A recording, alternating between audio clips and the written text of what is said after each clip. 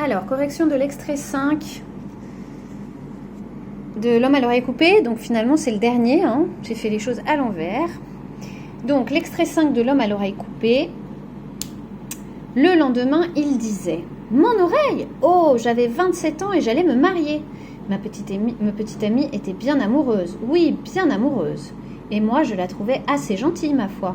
D'après tout le monde, on allait drôlement bien ensemble. Et je crois que c'était vrai. Et puis, elle est arrivée, l'autre là, avec ses taches de rousseur sur le nez. J'ai su tout de suite que j'étais fichue.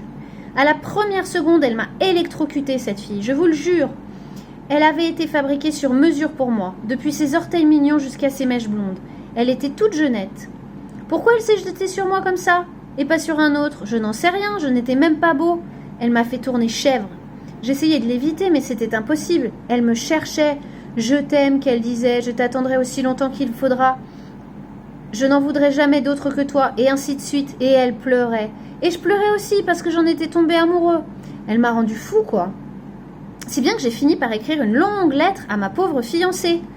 Comme je n'arrivais pas à le dire, je l'ai écrit. Je vous jure que j'ai trempé le papier de mes larmes tellement j'avais honte, tellement j'étais malheureux. Je lui ai expliqué que j'allais partir avec une autre, que j'étais désolée, que la vie était mal faite et bla bla bla. Vous savez bien les bêtises qu'on peut dire dans ces cas-là. Donc, on avait deux expressions. J'étais fichue, donc ça veut dire, c'est un tout petit peu familier, un tout petit peu courant. Hein. J'étais fichue, ça veut dire je n'allais pas m'en sortir, j'étais coincée. Et tourner chèvre, ça veut dire devenir chèvre, ça veut dire devenir un peu fou. Donc, notre histoire, elle est un petit peu compliquée quand même, parce qu'en fait, il y a deux histoires l'une dans l'autre. Hein, vous commencez à comprendre. Il y en a même plusieurs histoires, et en plus des histoires l'une dans l'autre. On a l'histoire de notre monsieur, notre vieil homme qui est dans son bar, dans son auberge, pardon, en Norvège, et puis on a les histoires qu'il raconte sur comment il a perdu son oreille. Donc le premier jour, il avait perdu quand il était petit et qu'il était allé en cachette dans un cirque. Mais là, on voit tout au début, c'est écrit « Le lendemain, il disait ». Donc, quand le vieil homme raconte-t-il cette histoire? Il raconte cette histoire le lendemain. Il raconte cette histoire le lendemain du jour où il a raconté la première histoire. Hein. Il raconte cette histoire le lendemain. Vous pouvez écrire juste le lendemain, ça suffit. Il raconte cette histoire le lendemain. Donc cette histoire se passe-t-elle au cirque quand il était petit? Alors on voit que j'ai écrit. Non, elle ne se passe pas au cirque quand il était petit. Cette histoire se passe ailleurs, à un autre moment. Quel âge a-t-il dans cette histoire? On le voit au début du texte, hein, on revient au texte si on a un doute. Hein, je vous rappelle, quand on cherche des réponses dans un texte, soit on arrive à se souvenir du texte, soit on revient au texte. J'avais 27 ans, donc quel âge a-t-il dans cette histoire? Il a 27 ans, alors il avec une majuscule, 27 ans, un point. Est-il amoureux de sa fiancée? Ah ah! Alors c'est là que ça devient compliqué.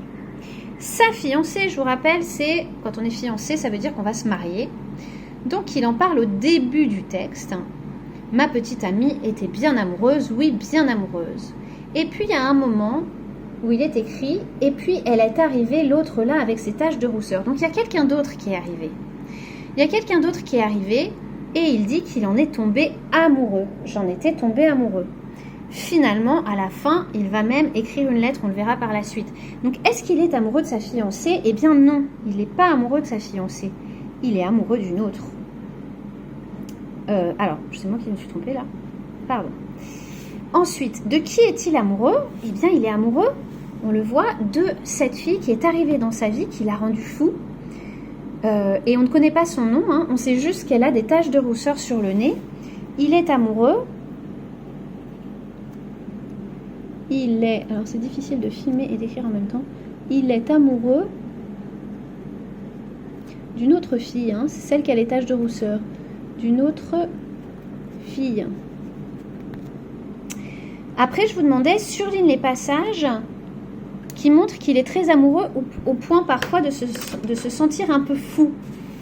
Donc on le voit, je vous avais dit par exemple quand il dit « elle me fait tourner chèvre », C'est une expression pour dire elle me rend fou. Puis il y a un autre moment aussi où il dit j'ai été électrocuté. Elle m'a électrocuté. Donc électrocuté ici, c'est ce qu'on appelle au sens figuré.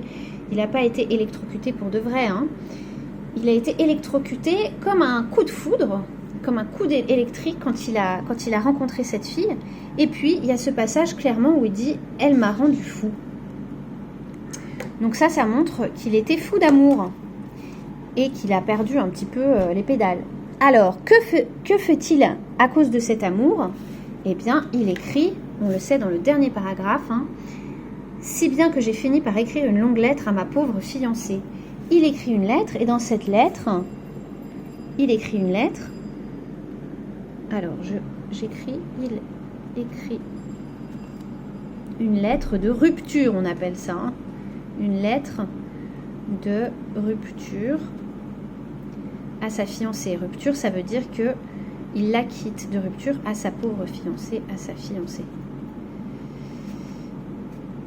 Et oui, parce qu'il va partir, c'est ce qu'il dit. Hein. Il dit, je lui ai expliqué que j'allais partir avec une autre. À ton avis, comment le vieil homme va-t-il cette fois perdre son oreille? Car cette histoire est censée nous donner une autre version, sans doute, de la manière dont ce vieil homme a perdu son oreille, puisque le début du texte commence par « mon oreille ». Ah, ça veut dire que quelqu'un d'autre lui a posé la question, ou peut-être la même personne d'ailleurs, et qu'il raconte une nouvelle histoire où cette fois, il a 27 ans. Alors, je vous demande, à ton avis, comment le vieil homme va-t-il cette fois perdre son oreille? Vous avez été nombreux à me dire que c'était peut-être la fiancée qui, par vengeance et par colère, allait lui couper l'oreille. Suite au prochain épisode.